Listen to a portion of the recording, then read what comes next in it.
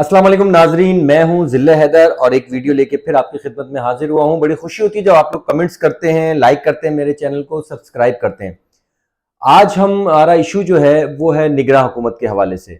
निगरां हुकूमत की क्या पॉलिसीज हैं, इलेक्शन होने जा रहे हैं या इलेक्शन होने नहीं जा रहे, करप्ट लोगों के खिलाफ कोई ऑपरेशन हो रहा है या नहीं हो रहा, माशी हालत जो खराब है, डॉलर की उड़ान है, पेट्रोल महंगा हो रहा है, इसके अलावा अजनास खाने पीने की अशिया जो है वो ज्यादा महंगी हो रही है।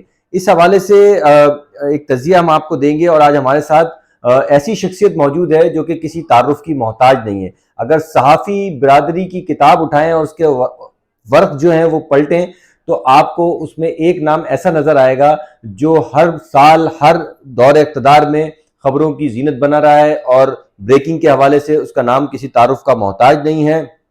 सालों से रिपोर्टिंग कर रहे हैं, कई चैनल्स के ब्यूरो चीफ रह चुके हैं, डायरेक्टर न्यूज़ रह चुके हैं, कंट्रोलर न्यूज़ रह चुके हैं, सिंधी और उर्दू अखबारात में भी उनके कॉलम्स जो हैं वो आप देखते रहते हैं।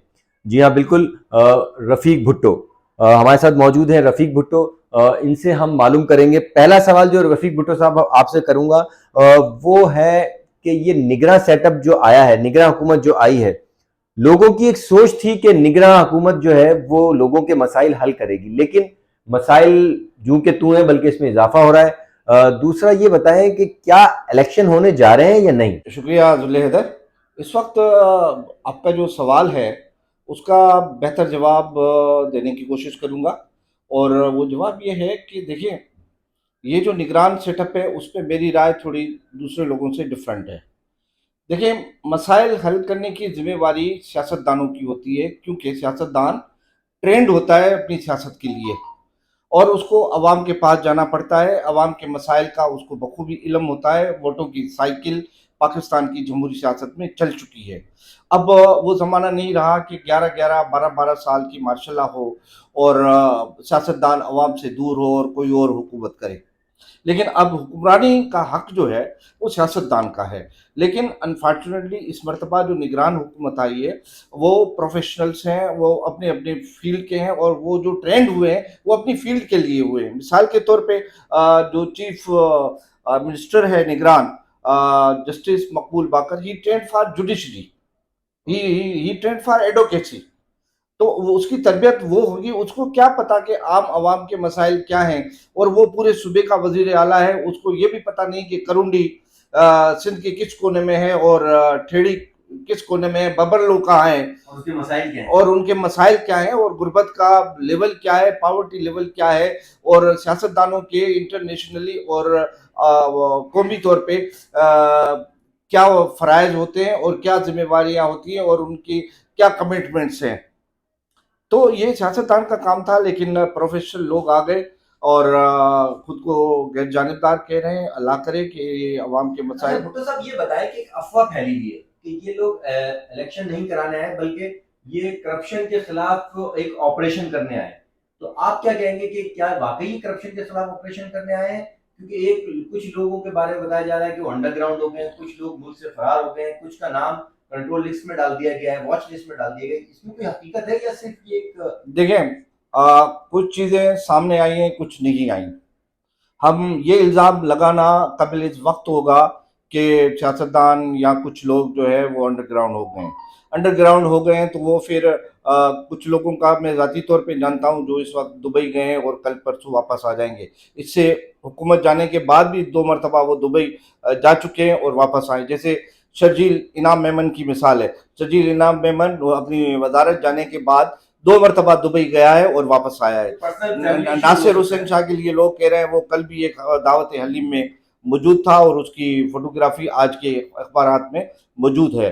इसी तरह बाकी जहां मुकेश चावला का मसला है वो ये हकीकत है कि उसको बुलाया जा रहा है और वो जा रहा है और अपनी सफाई दे रहा है। अब उसका मुस्तकबिल क्या होगा, उस पर करप्शन के इल्जाम साबित होंगे या नहीं होंगे। तो हमेशा रहा है ना कि जब इक़्तिदार से आप हटते हैं तो आपके खिलाफ नैब में भी केसेस होते हैं, फिर लोग उसका फेस करते हैं, तो तारीख बताती है हमारी, फिर बाइज्जत बरी भी लोग हो जाते हैं। मतलब इस तरह का जो एक कॉन्सेप्ट था, इस तरह का जो एक मंजर आम पे नशर की जा रही थी खबरें कि पीपल्स पार्टी जो कि साबिक दौरे हुकूमत में सिंध में हुक्मरान रही है गुज़िश्ता 15 सालों में, कि उसके खिलाफ कोई क्रैक डाउन होने जा रहा है, तो ये सब अफवाहें हैं। कुछ हद तक ये सही भी है, क्योंकि 15 साल की जो हुकूमत है उसमें पीपल्स पार्टी की हमेशा ये लीडरशिप की तरफ से सिंध हुकूमत को ये मैसेज आया कि आप पे इल्ज़ामात हैं, आप पे नेब आ रही है, आप पे जो वॉच डॉग्स हैं वो आ रहे हैं, आप पे छापे लग रहे हैं, आपके लोग गिरफ्तार हो रहे हैं, आपके दफातर का काम रुक गया है। आपको वो ज़माना भी याद होगा कि ब्यूरोक्रेट्स ने काम करने से इनकार कर दिया था और फाइल रुक गए थे, फाइल टेबलों पे ढेर बन गए थे। आप भी एक्टिव जर्नलिस्ट हैं और आपको भी सोसाइटी का, इस समाज का सारा पता है, वो दौर भी आपने देखा। तो उसमें इनको ये कहा गया था कि आप अपना परसेप्शन ठीक करें। जब अपनी लीडरशिप, अपनी हुकूमत के वजीरों को, वजीर आला को कहे कि आपका परसेप्शन इंटरनेशनली और कौमी सतह पे सही नहीं है, उसको आप बेहतर बनाएं, तो इसका मतलब कि दाल में कुछ काला था। तो जब ऐसी हुकूमतें हो और वो 15 साल से वो मुसलसल हो, तो उन पर ये इल्ज़ाम आना एक फितरी अमल है, कोई नई चीज़ नहीं है। अब भी वो इन इल्ज़ामात का सामना कर रहे हैं और देखते हैं कि क्या है। ये निगरान हुकूमत उनका एहतसाब कर पाएगी या नहीं कर पाएगी, ये भी निगरान हुकूमत के लिए एक बहुत बड़ा चैलेंज है, क्योंकि अवाम की तरफ से, मीडिया की तरफ से, सिविल सोसाइटी की तरफ से ये एक दबाव है निगरान हुकूमत पे कि पीपल्स पार्टी की क़यादत में जो 15 साल हुकूमत रही है वो करप्ट थी, उन्होंने बदगुमानियाँ की हैं, उन्होंने इंसाफ लोगों के साथ नहीं किया, उसमें इंतखाबी कार्रवाइयाँ भी हुई, करप्शन भी हुई, माली बदगुमानी हुई, जिसके केसेस नेब में, एंटी करप्शन में, CMIT में और दीगर जो वॉच डॉग्स हैं उन इदारों में चल रहे हैं, केस चल रहे हैं। इसका मतलब कि कुछ है, उसका सफाया करना है। और वो जो रकम इदारों की थी, अवाम की थी, को हुकूमत की थी, वो वापस लाके कौमी खजाने में जमा होती है और उस कौमी खजाने में जमा होने के बाद हमारी इकोनॉमी की कुव्वत जो है वो क्या बनती है, ये तो आने वाला वक्त बताएगा। इकोनॉमी का सवाल मैं आपसे बाद में करूंगा, पहले मुझे बताएं कि पीपल्स पार्टी का आइंदा इलेक्शन में, अगर इलेक्शन होते हैं तो कभी भी होते हैं, ये हमारा टॉपिक नहीं है, अगर आइंदा आने वाले जो इलेक्शन है उसमें पीपल्स पार्टी का आप मुस्तकबिल क्या देख रहे हैं? क्योंकि आपकी गहरी निगाह है पीपल्स पार्टी पे, तमाम मिनिस्टरों से आपकी जान पहचान है, जो साबिक दौर में भी रह चुके हैं, जो निगरान में भी लोग हैं, उनसे भी आपके अच्छे मरासिम रहे हैं। तो क्या देखते हैं मुस्तकबिल के, क्या पीपल्स पार्टी अचीवमेंट ले सकेगी, अचीव कर सकेगी अपना? देखिए, इस वक्त तक अभी पीपल्स पार्टी के खिलाफ कोई तासुर या परसेप्शन नहीं बना कि जी ये निगरान हुकूमत जो है वो एंटी PP है या एंटी नून लीग है या एंटी MQM है। अभी इसका कोई ऐसा इस किस्म का परसेप्शन, तासुर नहीं बना, एक तस्वीर नहीं बनी इस निगरान हुकूमत की, क्योंकि अभी आए उनको 2 हफ्ते भी नहीं हुए। तो जब ये बनेगी और इलेक्शन शेड्यूल अनाउंस होगा और इनके खिलाफ देखते हैं कि कार्रवाइयाँ क्या होती हैं, तो फिर यहाँ टेस्ट होगी आसिफ अली जरदारी जो पीपल्स पार्टी के लीडर हैं, उसकी जो मुफाहमती पॉलिसी है, जिसमें सारे लोग, तमाम जो एक दूसरे के साथ इलेक्शन लड़ते थे, उनको उन्होंने एक ही झंडे पीपल्स पार्टी के तले कर दिया। अब वो सारे पीपल्स पार्टी में है और किसी को सेनेट का आसरा है, किसी को कौमी असम्बली का, किसी को नेशनल असम्बली का, किसी को बिलजाती उहदों का। अब देखेंगे वो मुफाहमत रहती है या ये लोग आते हैं, क्योंकि अगर एहतसाब अमल होगा तो ये फिर मुफाहमत टूटेगी। जब टूटेगी, लोगों पे जो खौफ है पीपल्स पार्टी के 15 साल इक़्तिदार का, वो जब टूटेगा तो लोग इंडिपेंडेंट होंगे, आज़ाद होंगे। फिर देखते हैं कि वो एक दूसरे के मद्दे मुकाबिल दूसरी पार्टियों की टिकट से मैदान में आ रहे हैं या नहीं आ रहे। अब सवाल है आपसे मतवासित तबके का, मिनिस्टर्स की बात कर ली, निगरान की बात कर ली, हुकूमती इदारों की बात कर ली। अब मुझे बताएं कि इकोनॉमी की हालत बहुत बुरी है, निचला तबका, छोटे लोग, मजदूर तबका बहुत परेशान है, पेट्रोल फिर बढ़ रहा है, डॉलर आपकी पहुंच से दूर है। अब डॉलर ये नहीं कि अमीर आदमी डॉलर लेता है, किसी ने ज़ियारतों पे जाना है, किसी ने हज और उम्रे की सादत लेनी है, किसी ने अपने बच्चे का एडमिशन कराना है, महंगाई इतनी है कि दाल खाना भी मुश्किल हो गया। ये क्या आप कहेंगे इस बारे में? दाल खाना तो दूर की बात है जली साहब, लोग तो ऐसी खबरें भी आई हैं, आप देखते होंगे, आप मीडिया के सिर्फ अव्वल के सहाफ़ी हैं, कि लोग अपने बच्चों को, नन्हे मुन्ने बच्चों को शाहराह को लेकर आते हैं और कहते हैं कि ये बच्चा मैं बेच रहा हूँ, इसके बदले मुझे पैसे दो ताकि मैं बाकी बच्चों को रोटी खिला सकूँ। आपने ये खबरें भी सुनी होंगी कि एक माँ अपने बच्चे की खुराक पूरी नहीं कर सकती है तो वो दरिया में या किसी नहर में अपने बच्चे समेत छलांग मार देती है, अपने बच्चे को दरियाओं में और नहरों में फेंक देती है कि मैं इसको पाल नहीं सकती, दूध नहीं दे सकती, ये बच्चा मेरे सामने रो रहा है, वो उसके रोने का अज़ाब मैं बर्दाश्त नहीं कर सकती। जब सोसाइटी में इस قسم کی افلاس ہو، جب اس قسم کی پاورٹی ہو، اس قسم کی غربت ہو، تو پھر وہ معاشرہ کیا ہوگا؟ دوسرا، آپ کے یہاں جو سیلری کلاس ہے، جو مڈل کلاس جس کو ہم کہتے ہیں، وہ تو ختم ہو گیا ہے. یا تو امیر ہے جس نے سیاست سے اور دیگر ذرائع سے بہت بڑے پیسے کمائے ہیں اور اس کے محلوں میں پیسے پڑے ہیں. آپ نے یہ بھی سنا ہوگا پچھلے ادوار میں کہ جی لوگوں کے قبروں میں بڑے پیمانے پہ کرنسی تھی، کوئی سیلاب میں ڈوب گئی، کوئی بارشوں کی نظر ہو گئی، کسی کو آگ لگ گئی، پیسے جل گئے. اس قسم کے بھی آپ نے خبریں سنی ہوں گی، یہ بھی آپ نے دیکھا. تو پھر دوسرا ہے بالکل متوسط طبقہ، جس کی میں نے ابھی آپ کو ورودات بتائی کہ ان کے پاس کھانے کے لیے نہیں، اور کھانے مسائل کا حل کیا آپ سمجھ رہے ہیں کہ یہ نگراں حکومت یا آنے والی جو حکومت ہے وہ اس کو سالو کر سکے گی؟ ہم دوبارہ سے خوش و خرم خوشحال زندگی گزار سکیں گے؟ دیکھیں، یہ ایک حکومتوں کا کام نہیں ہوتا، یہ سوسائٹی کا ایک جوائنٹ اور کلیکٹیو چیز ہے. سوسائٹی جب کھڑی ہوگی، سری لنکا ایک آپ کے پاس تازی مثال ہے. اس وقت آپ کے یورپ کی اکانومی ڈوب رہی ہے. یورپ جس کو ہم پوری دنیا میں ایک خوشحال سوسائٹی کہتے تھے، آج وہ بھی معاشی مسائل کا شکار ہے. فن لینڈ، جرمنی تباہ ہونے جا رہے ہیں. اس طرح کے بہت سارے شاہکار ملک. پاکستان تو ان سے کہیں دور ہے.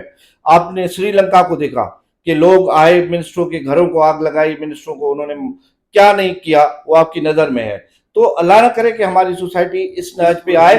اس سے پہلے حکمران طبقے کو اور خاص طور پہ اسٹیبلشمنٹ کو اس میں اپنا رول پلے کرنا ہوگا، اور سوسائٹی کو ایک ٹرکل ڈاؤن، اگر پیسوں کی بارش ہو تو وہ ٹرکل ڈاؤن ہو، تاکہ اس کے اثرات متوسط طبقے اور نچلے طبقے تک جائیں. جس طرح پچھلے ادوار میں ایسا دور رہا کہ ٹرکل ڈاؤن تھیوری تھی، اور ٹرکل ڈاؤن سے مزدور کی مزدوری بھی چلتی تھی، اور غریب آدمی کسان کو اس کے اناج کی مناسب قیمت اور اس کی محنت کی مناسب اجرت ملتی تھی، اور وہ اچھا گزارا کرتا تھا، جو آج نہیں ہے. بہت شکریہ رفیق بھٹو صاحب ہمارے ساتھ موجود تھے، اور ہمیں رفیق بھٹو صاحب نے ہمیں ہمارے جو سوالات تھے وہ سوالات ایک کنفیوژن کی طرح ہمارے ذہن میں تھے کہ یہ کیا ہونے جا رہا ہے. آپریشن کے حوالے سے کئی افواہیں تھیں، پیپلز پارٹی کے حوالے سے کئی افواہیں تھیں، اکانومی کے حوالے سے کئی افواہیں تھیں، خدا نہ کرے ملک ٹوٹ رہا ہے، اس طرح کی باتیں سننے کو آ رہی تھی، جس کا مفصل اور تفصیلی تجزیہ جو ہے وہ رفیق بھٹو صاحب نے دیا. کیونکہ ظاہر بات ہے ایک ایکسپیرینس ہولڈر ہے، مختلف اقتدار دیکھے ہیں، لوگوں کو اقتدار میں آتے بھی دیکھا ہے، لوگوں کو اقتدار سے اترتے بھی دیکھا اور اتارتے ہوئے بھی دیکھا ہے. تو ان کا تجزیہ ہمارے لیے، آپ کے لیے یقیناً ایک ایسا ہوگا کہ ہم جو لوگ نا امید ہو چکے تھے پاکستان سے، جو لوگ یہ کہتے تھے کہ پاکستان ٹوٹنے جا رہا ہے، جو لوگ یہ کہتے ہیں، اس میں کوئی شک نہیں کہ اکانومی کی حالت خراب ہے، لیکن نا امید نہیں ہونا چاہیے. ہمیں مل کے ترقی کرنی چاہیے، وہ چیزیں صحیح کرنی چاہیے جس کو ہم دیکھ رہے ہیں معاشرے میں. کیونکہ جیسا کہ بھٹو صاحب نے بتایا ہے کہ کسی بھی معاشرے کو اسٹیبلش کرنے کے لیے، ترقی کرنے کے لیے صرف حکومت کا کام نہیں ہوتا، سب نے مل کے اپنے حصے کا کام کرنا پڑتا ہے. یہ ایک جیوی ہے، یہ ایک جوائنٹ آپریشن کے طور پہ اس کو کرنا پڑتا ہے، تبھی ملک اور قومیں ترقی کرتی ہیں. جو ابھی اس وقت ترقی یافتہ قومیں ہیں، ان کے حالات کے بارے میں بھی رفیق بھٹو صاحب نے بتایا کہ وہ آج کل کس دور سے گزر رہی ہیں. تو دعا یہ ہے میری بھی، آپ کی بھی، ہم سب کی، کہ پاکستان دن دگنی رات چگنی ترقی کرے.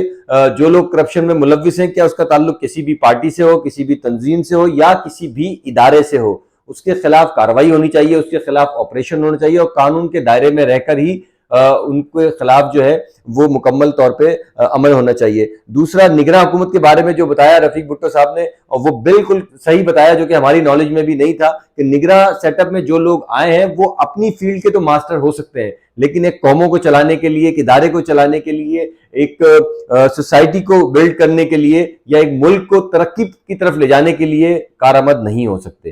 اس کے ساتھ ہی مجھے ضلع حیدر کو اور ہمارے سینئر رفیق بھٹو صاحب کو اجازت دیں.